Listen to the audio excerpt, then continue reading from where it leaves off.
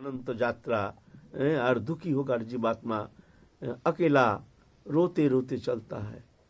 इसका अनंत काल की रोना समाप्त हुआ नहीं, समाप्त होता नहीं, समाप्त हो नहीं सकता है जब तक वो भगवत प्रेम सान्निध्य प्राप्त नहीं कर पाता है, अपने स्वरूप में स्थित नहीं होता है, तब तक जाकर के उसका ये रोने से उसकी निवृत्ति नहीं।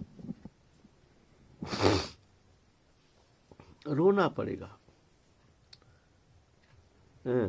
आत्मा तो आनंदमय है, भगवत अंश है, और वो सत्ता ही है स्वयं आनंदमय।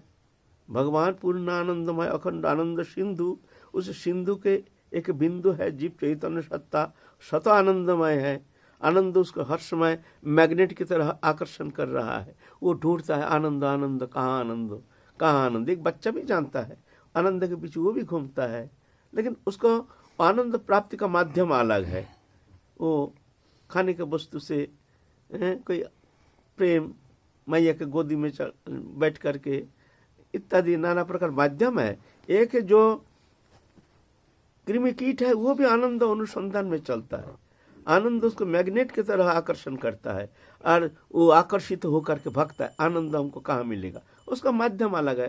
थोड़ा सा खाना मिल जाए, थोड़ा सा आस्वादन मिल जाए तो उसी में वो तृप्त मानता है अपने को, ऐसा है। आनंद स्वरूप आनंद, तो ये स्वरूप विस्मृति के कारण शरीर धर्मी बन करके प्रकृति में वो आनंद को अनुसंधान करने में तत्पर रहता है, और जन्म से लेकर मृत्यु तक वो आनंद को तलाश में वो चल रहा है। मिलेगा मिलेगा मिलेगा मिलेगा, मिलता नहीं। मिलेगा कहाँ से, यहाँ है नहीं। जोड़ियो वस्तु, जड़ वस्तु, प्रकृति, माइक वस्तु कभी चेतन धर्मी भगवत अंश आत्मा को आनंद दे ही नहीं सकता है।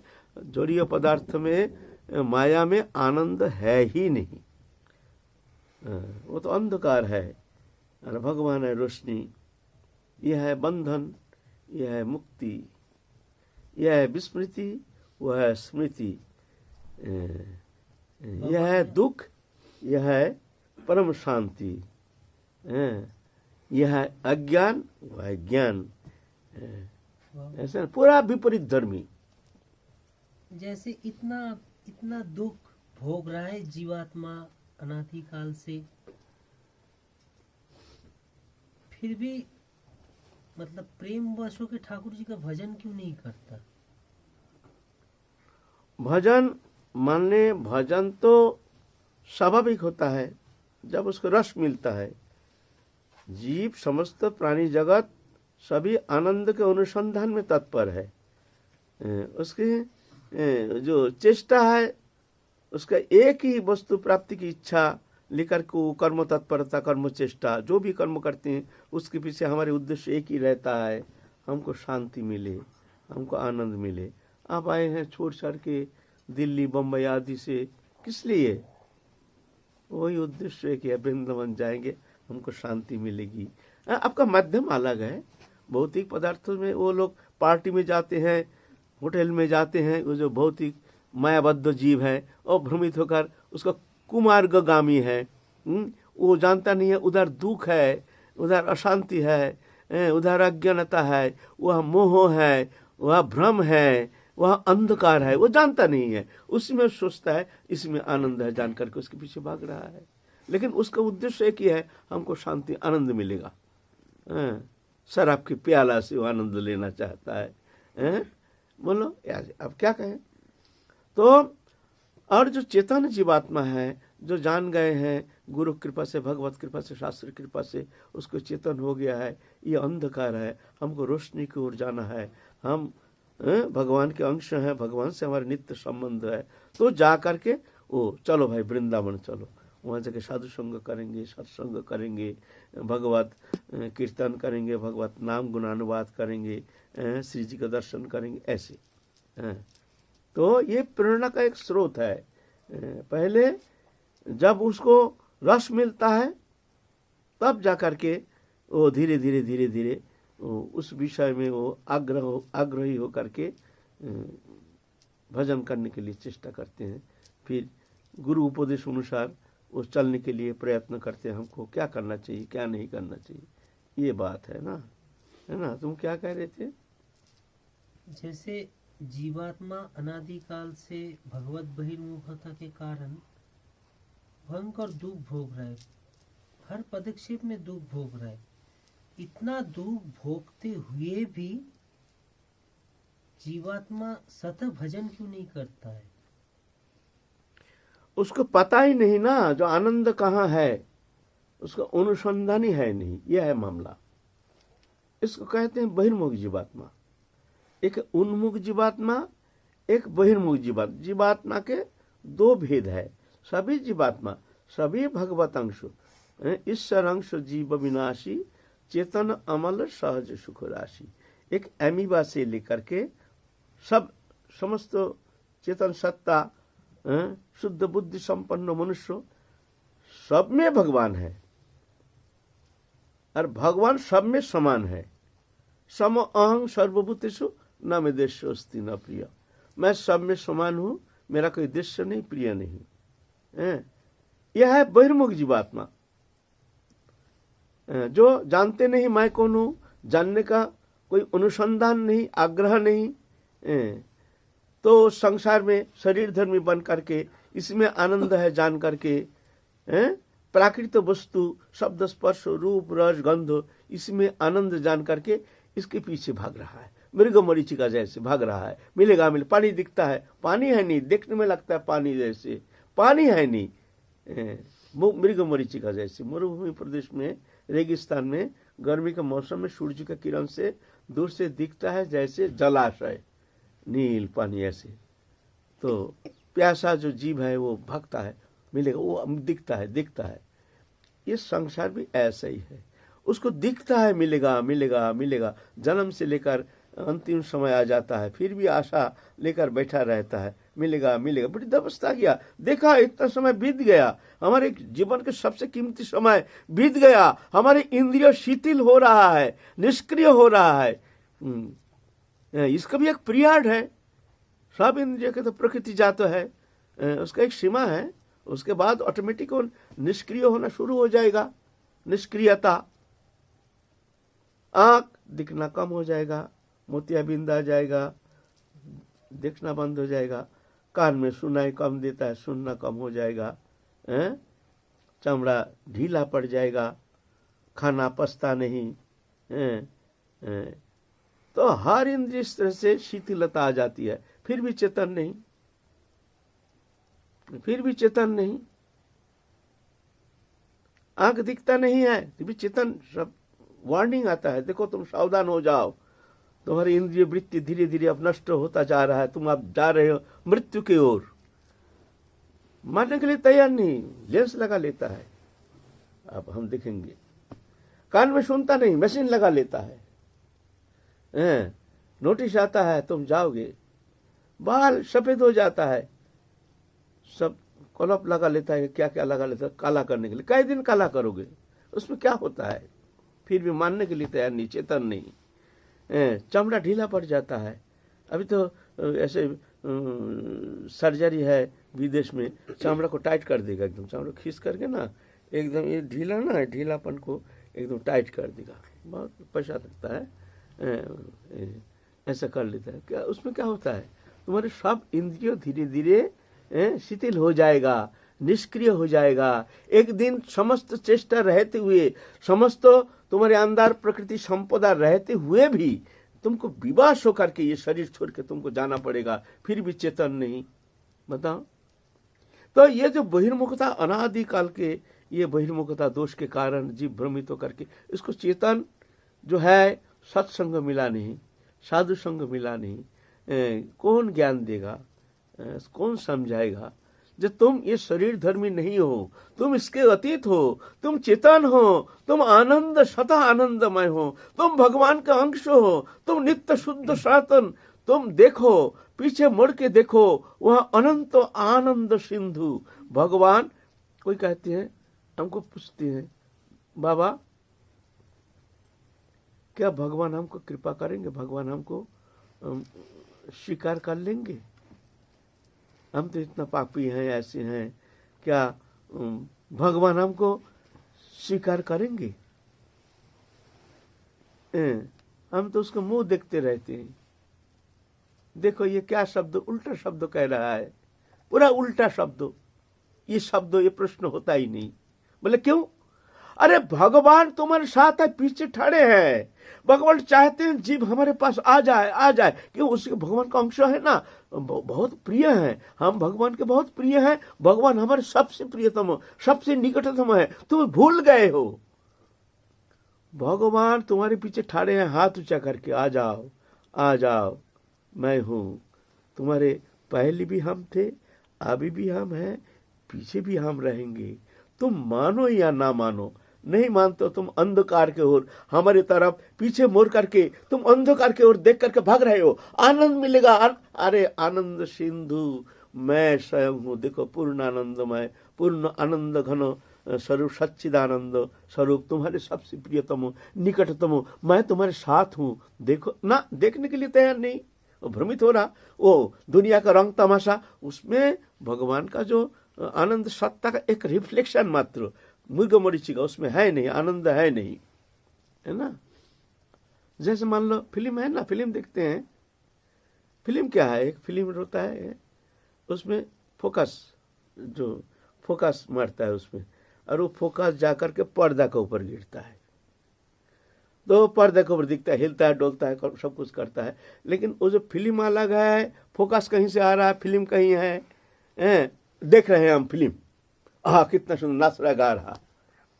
ऐसे ही ये जो शरीर है एक फिल्म जैसे, इसमें चेतन सत्ता जैसे फोकस जैसे, ये फोकस गिर रहा है संसार के ऊपर, और ओहो आनंदमय, भग रहा आनंद मिलेगा।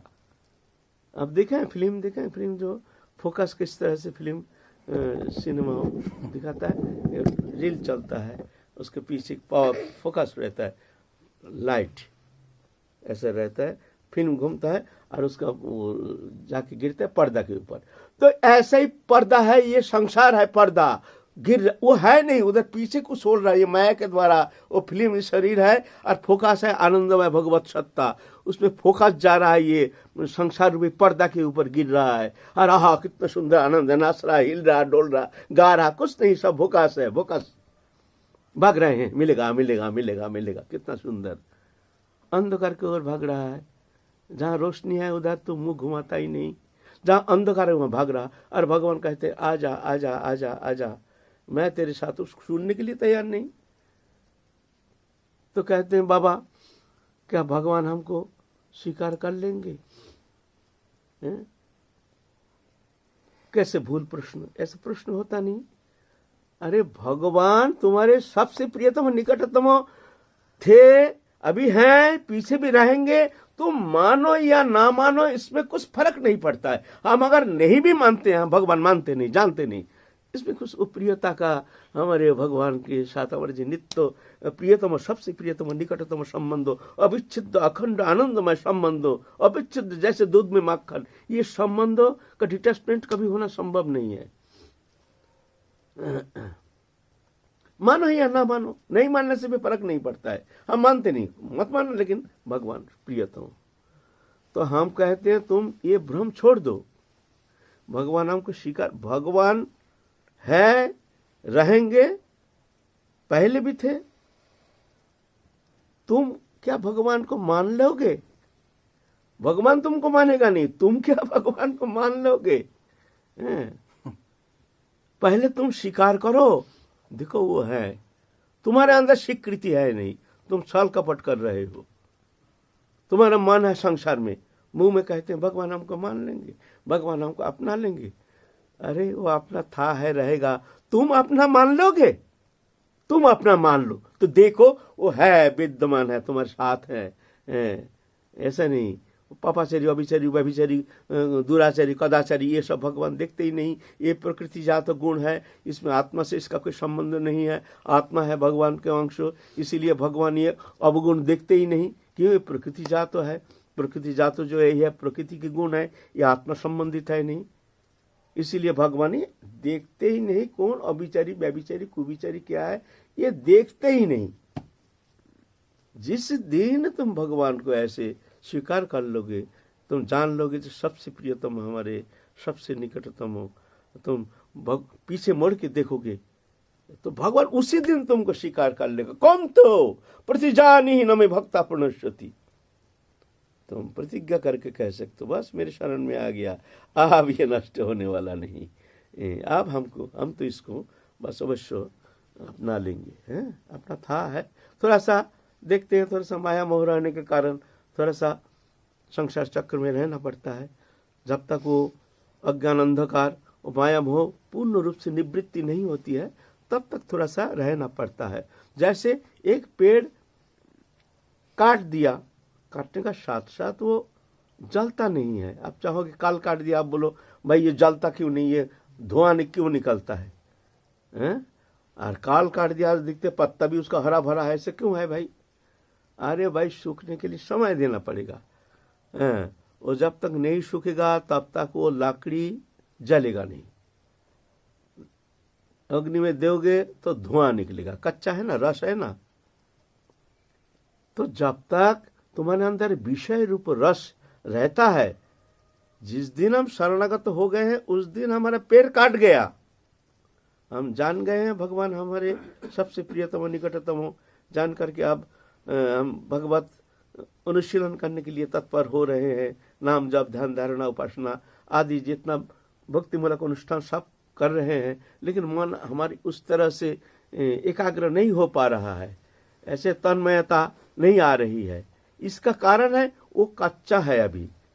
जिस दिन हम भगवत चरण में समर्पित तो हो गए हैं, भगवान उसी दिन हमको स्वीकार कर लिए हैं, लेकिन कच्चा रहने के कारण वो जलता नहीं है, माने वैराग्य रूप अग्नि प्रज्वलित नहीं हो रहा है। वैराग माने अनासक्ति। जब तक आसक्ति है हमारे, आसक्ति माने देहो दोही वस्तु पदार्थ के प्रति हृदय के एक लगाव, दृढ़ लगाव, इसको कहते हैं आसक्ति, जो हम छोड़ नहीं पाते हैं। हम जानते हैं पुत्र स्त्री पुत्र कन्या सब मिथ्या है, झूठा है, ये अपना था नहीं, अपना रहेगा नहीं, अपना है भी नहीं, आगंतुक संबंध है, ये जाएगा, लाख कोशिश करो। हाँ आज हो काल हो, चाहे 50 साल पीछे हो, एक दिन ये धोखा देगा या तुम धोखा दोगे। धोखा तुमको खाना ही पड़ेगा, छोड़ के जाना ही पड़ेगा, है ना, आगंतुक। लेकिन उसके प्रति हम जानते हुए भी चित्त के एक लगाव छोड़ नहीं पाते हैं। मन भक्ता है, यहाँ आए हैं वृंदावन में, फिर भी हमारे प्रियजन के प्रति हमारी चिंता, बालक क्या कर रहे हैं, वो क्या कर रहे हैं, अब कई दिन हो गया वृंदावन में आए हैं, अब चलो बहुत दिन हो गया, अब जाए ना जाने वो लोग, है ना। सब नहीं, कोई कोई है, ऐसे भी है, ऐसे भी हमारे एक मैया यहाँ है, वो घर का नाम सुनने से रोना शुरू कर देते हैं सब अच्छे संपन्न घर के बच्चा, सब जवान हैं, सब पढ़ रहे हैं, हायर एजुकेटेड हैं, अच्छा परिवार के हैं, घर का जाने का नाम सुनने से रोना शुरू करते हैं। जान गए हैं जिसका मन में वो बैठ गया है, जो हमारे ठाकुर, हमारे राधा रानी हमारे सबसे प्रियतम, सबसे निकटतम, दुनिया का मेला मैं हूँ अकेला, ना लेना ना देना मगर रहना, ये भावना आ गया तो भजन हो गया। बस भावना प्रधान है, क्रिया प्रधान नहीं है। हाँ क्रिया तब तक चलती रहती है, कब तक, जब तक हमारे वो भावना में निश्चल अवस्था नहीं आती है। जब भावना में ऐसी हमारी निश्चलता आ जाती है तो क्रिया छूट जाती है ना। तो ये वैराग क्यों नहीं आता है, अनासक्ति क्यों नहीं आता है, इसलिए आती नहीं, हमारे आसक्ति है। तो जब तक आसक्ति रहती है तब तक वो लकड़ी जलता नहीं है, गीला जब तक रहता है, जब सूख जाएगा तब जलना शुरू हो जाएगा।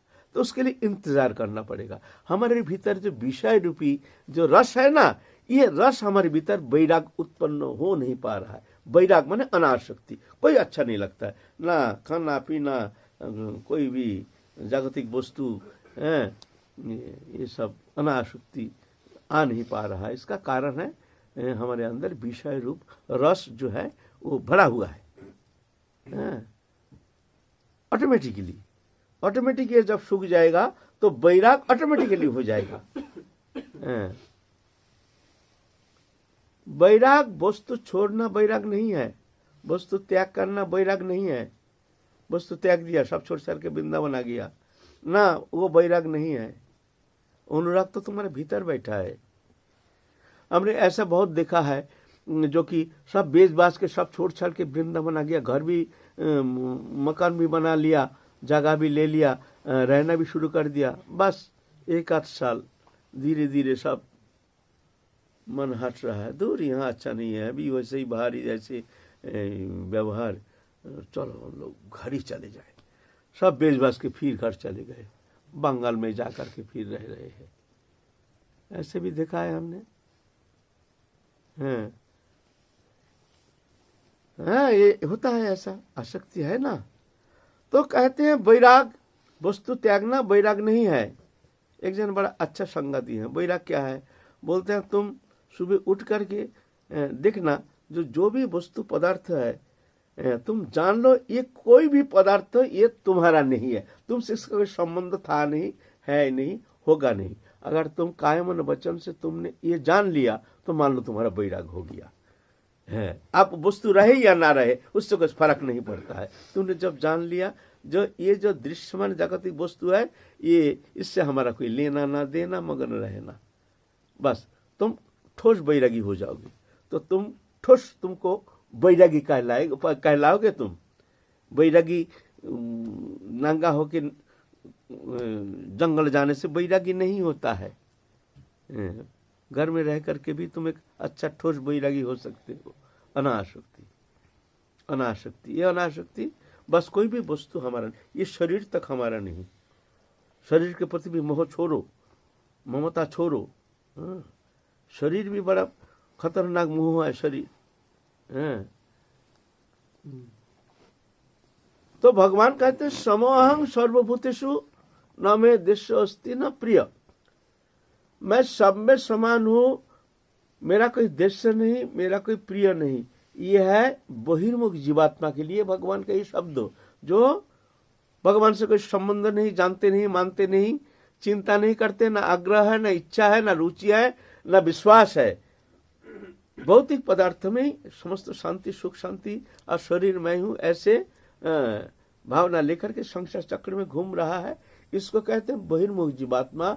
ऐसे बहिर्मुख जीवात्मा के लिए भगवान कहते हैं समोहं सर्वभूतेषु न मे देशो अस्ति न प्रिय। मैं सब में समान हूं, मेरा कोई देश नहीं, मेरा कोई प्रिय नहीं। और एक जीवात्मा है, वो है उन्मुख जीवात्मा।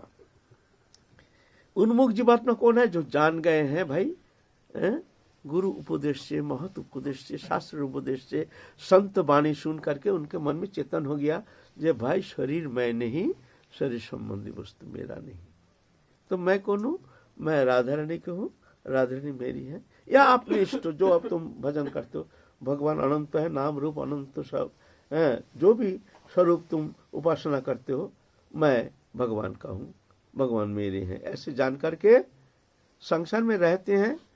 प्रभु जो करा रहे हैं, वो मालिक वो है, हम तो दास हैं। दास बन के समस्त कर्म करते हैं, कर्ता बन के नहीं। वो जानते हैं प्रभु करा रहे हैं, अनासक्त होकर, फलाकांक्षा रहित होकर के कर्म करते हैं। तो ये कर्म उसका बंधन का कारण नहीं होता है, ये कर्म उसका मुक्ति का कारण हो जाता है। जब कर्ता बन जाता है तो बंधन दशा प्राप्त होकर संसार चक्र में जाता है। बस एक कर्तृत्वपन को हटाना है, कर्म हटाना नहीं है, कर्म ही रहेगा, सिर्फ कर्तृत्वपन को हटाना है। यहाँ प्रभु का कर्ता बना दो, तुम अकर्ता बन जाओ, दास बन जाओ। जो हो रहा ठीक है, नहीं हो रहा ठीक है, हुआ ठीक है, नहीं हुआ ठीक है, जो होगा ठीक है, जो नहीं होगा ठीक है, हमसे लेना ना देना, मगन रहना। कर्म कर रहे हैं, प्रभु की इच्छा से कर्म करा रहे हैं। ऐसे अकर्ता बन के कर्म करोगे तो वो कर्म तुम्हारा बंधन का कारण नहीं होगा। कैसे? ना पद्म पत्र मिबम बसा, जैसे कमल पत्र में जैसे पानी संस्पृष्ट नहीं होता, ऐसे तुम संसार में रहोगे। ऐसे भावना लेकर के जो संसार में हरि भजन ही जीवन का सार है जान करके, प्रभु के चरण में समर्पित होकर के भजन करते हैं। अंतर जगत जो है भगवत चरण में समर्पित होकर के बहिर इंद्रियों के द्वारा कर्म करते हैं, इसको कहते हैं उन्मुख जीवात्मा। वो है बहिर्मुख जीवात्मा। यह उन्मुख जीवात्मा। इसके लिए भगवान ये नहीं कहते हैं समोहं सर्वभूतेषु न मे देशोऽस्ति न प्रिय। यह भगवान क्या कहते हैं, जे भजन्ति तुमं भक्ता मोहिते तेषु चप्योहम। लो, यह क्या कहते हैं, समोहं सर्वभूतेषु न मे देशोऽस्ति न प्रिय, ये बहिर्मुख। लेकिन जो जे भजन्ति तुमं भक्ता, जो भक्ति के साथ मेरा भजन करते, ऐसे मैं जो कहा, मोहिते, वो मुझ में रहता है, ऐसा नहीं मैं समान हूं, ऐसा नहीं, वो मुझ में है। और तेषु चप्योहम, उसके भीतर भी मैं रहता हूं। माने वो हर समय हमको ही देखते हैं, हृदय में धारण करके बैठने के कारण हर समय हमको अनुभव करते हैं, जी हमारे भीतर ही हमारे ठाकुर जी है, हमारे इष्ट है। वो एक तन्मयता, तल्लीनता, एक आनंद में निमग्न रहते हैं। हमारे प्राणेश्वरी राधा रानी हमारे भीतर है। ऐसे एक दृढ़ निश्चय करके वो शांति प्राप्त करते हैं। भगवान भी ऐसे भक्त को हर समय जैसा हमारे भीतर ऐसे भक्त बैठे हैं। यहाँ भगवान नहीं कहते हैं मैं सब में समान हूं, मेरा दृश्य नहीं प्रिय नहीं। यहाँ अलग शब्दों, जे भजन्ति तुमं भक्ता मोहिते तेषु चप्योहम, है ना। तो ये बात है, जो जान गया है तो वो टारगेट भी उसका ठीक होना चाहिए। हमारा अंतिम टारगेट क्या है, हमारे टारगेट है इस शरीर रहते रहते हमको राधा रानी के चरण में हमारे वो अनन्य भक्ति वो प्रेम चाहिए। हमको वो प्रेम प्राप्ति करनी है, कैसी भी हो। उसके लिए कुछ भी करना पड़े, वो करने के लिए हम तैयार हैं, हम सब करने के लिए तैयार हैं। हमको वो प्रेम चाहिए। टारगेट, अगर तुम्हारा टारगेट ठीक है तो ठीक तुम चलते रहोगे। तुम्हारा टारगेट ही ठीक नहीं, जीवन का टारगेट क्या है, टारगेट होने से चलोगे, चलते क्यों नहीं, तुम्हारा टारगेट ठीक नहीं हुआ। हाँ तुम्हारा इच्छा है भजन भजन करेंगे, ठीक है, इस जन्म में नहीं, फिर आगे जन्म में फिर जाने कभी ना कभी, तो ऐसे नहीं, ऐसे भावना लेकर के तुम्हारा टारगेट ठीक ही नहीं, तुम्हारा विश्वास ही नहीं है, तो फिर ठीक है, चलो फिर मरो, फिर जन्म, फिर कभी ना कभी, ऐसे कभी ना कभी नहीं, इसी जन्म में हमको राधा रानी की कृपा प्राप्ति करनी है। बोले किस बल पर, हम में तो ऐसे गुण है नहीं, हम तो बहुत अवगुण के खान है, तो फिर हम कैसे प्राप्त करेंगे। बोले ना, उनकी कृपा पर हमारे भरोसा है, उनकी करुणामयी दयामयी हमको अवश्य कृपा करेंगे, इसी जन्म में कृपा करेंगे, क्यों नहीं करेंगे, हम उनके शरणागत हैं। और जब शरणागत है तो क्यों भाई हम वंचित हो जाएंगे, ऐसा थोड़ी होता है, ऐसा थोड़ी होता है। इतना कृपा किए हैं, ऐसे पापी को उद्धार किए हैं, तो हम जैसे पापी को भी उद्धार करेंगे। ये बल पर, राधा रानी की करुणा के बल पर, ये भरोसा लेकर, विश्वास लेकर हमको कृपा करेंगे ही इसी जन्म में। भावना ऐसी रखनी चाहिए, कभी भावना छोटा नहीं रखनी चाहिए। हम पापाचारी है, ना जाने कितना जन्म बीत जाएगा, तब जाके देखो फिर आगे, फिर ऐसा थोड़ी होता है। काल चक्र कहाँ से कहाँ तुम्हें लेके तुमको फेंक देगा, कौन जोनी में फेंक देगा, गारंटी थोड़ी है तुम भजन करोगे। इतना सुंदर जन्म दिया, अभी तुम्हारा भजन नहीं हो रहा, और तुम आगे एक सुंदर जीवन के लिए इंतजार कर रहे हो, शुभ दिन के इंतजार में बैठे हो, उस दिन हम भजन करेंगे। मूर्ख कहीं के, सबसे शुभ दिन तो आज के दिन है, शुभ दिन किसी का हाथ में आया नहीं। ऐसे मूर्खता मत करो, शुभ दिन का इंतजार मत करो, आज के दिन सबसे सुंदर दिन है। अगर फिर भी तुम्हारा मन में ये भ्रम बैठ गया है जो नहीं, ये हम तो बहुत पापाचारी है, दुराचारी है, हम तो इस जन्म में भजन हुआ नहीं, अगले जन्म में फिर ऐसे हम खूब भजन करेंगे, तो पहले से हम ऐसे तैयार हो जाएंगे, एकदम बचपन से ही हम लग जाएंगे भगवत चिंतन में, ध्यान धारण उपासना में, और माया में लिप्त तो नहीं होंगे। ठीक है, अगला जन्म, इस जन्म में होगा नहीं। ठीक है, अगर तुम्हारे मन में ऐसा धारणा, तुम एक काम करो, सुनो, तुम आज रात को सो जाओगे ना, तो सुबह जब उठोगे तुम चिंतन करना, वही जन्म हमको आज आया है, आज के दिन पुनर्जन्म हमारे, हम सो के उठे ना, वो हम जिस जन्म के इंतजार कर रहे थे, वो आज वो जन्म हमको मिल गया है, अब तुम चल के दिखाओ। मूर्ख, शुभ दिन के इंतजार में बैठे हो, अलस मंद बुद्धि तुम्हारे अंदर है, अलसता, अविश्वास, है बहिर्मुखता दोष, है जागतिक वस्तु पदार्थ के प्रति आसक्ति, और आप लोग छल कर रहे हो। भगवान देखते ही नहीं कौन पापाचारी हो, बिचारी व्यभिचारी। अपेक्षित सुधराचर भजत माम अनन्यवाक् साधुरव सम्मन्तव्य सम्मग भवसित ईश क्षिप्रं भवति धर्मात्मा षट्छन्ति निगच्छति कौन तो प्रतिजानी न मे भक्त प्रणश्यति। अति दुराचारी व्यक्ति भी मेरे शरण में आता है तो वो नष्ट नहीं होता। भगवान कहते हैं, हम नहीं कह रहे हैं, फिर भी तुम बार बार कहते हो मैं पापाचारी व्यभिचारी, क्या भगवान हमको इस जन्म में कृपा करेंगे? तुम्हारा चाहन ठीक नहीं है, तुम्हारा आग्रह नहीं है, तुम्हारा विश्वास नहीं है, तुम्हारा भरोसा नहीं है, सबसे बड़ी बात है तुम्हारा चलने की इच्छा ही नहीं है, तुम जाना ही नहीं चाहते हो, झूठ बोलते हो, कपट कर रहे हो, भगवान को छल करते हो जे हमको इस जन्म में न कोई जन्म में मिलेंगे। चाहन बड़ी बात है, हमको चाहन को ठीक रखो, हमको मिलेगा ही, हम कुछ नहीं चाहिए, हमको कुछ नहीं चाहिए, बस इसी जन्म में कैसे भी हमको ठाकुर जी का चरण चाहिए, ये आशा लेकर बैठे रहो। देखो कैसे मिलता है कि नहीं मिलता है। मेरे ख्याल से ऐसे अगर किसी का प्रिपरेशन, मेंटल प्रिपरेशन हो गया तो भगवान किसी अवस्था में आपको छोड़ेंगे नहीं, ये मैं गारंटी से कह सकता हूँ। जय जय श्री राधे श्याम।